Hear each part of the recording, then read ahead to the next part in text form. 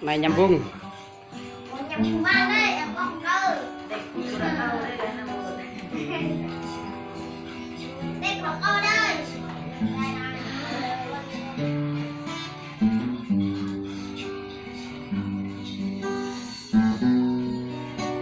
Là ẩm thực của người đồng bào và cả người Kinh luôn, cả thế giới.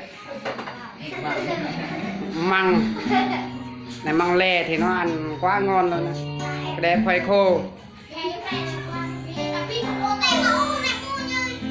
Khi nào thì mùa nắng không có cành thì nó khoai khô, cái này thì nó để là ăn.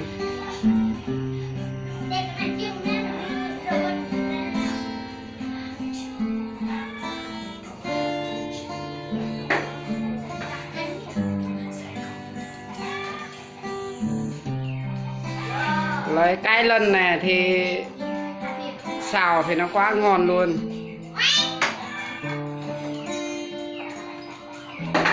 Cái này là dưa này, dưa leo.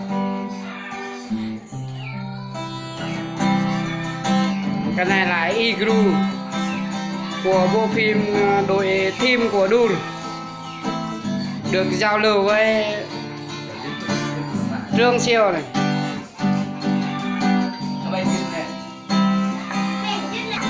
Cái này khá bánh nhỉ.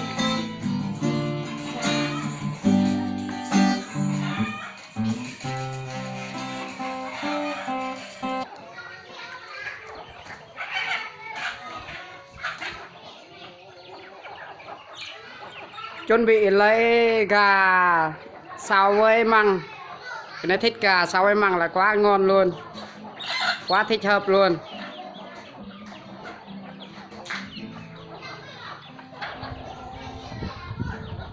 Cúc cúc.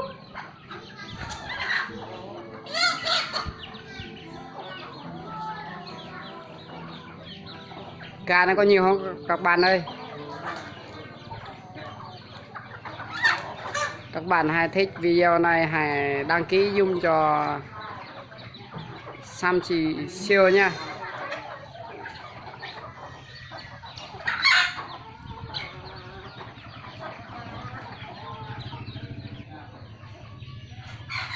Cái này là hoa lan da hạc.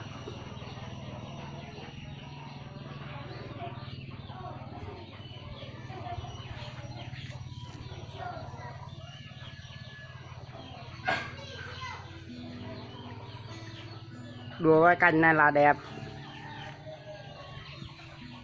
Da hạc này có to không? Có dài không?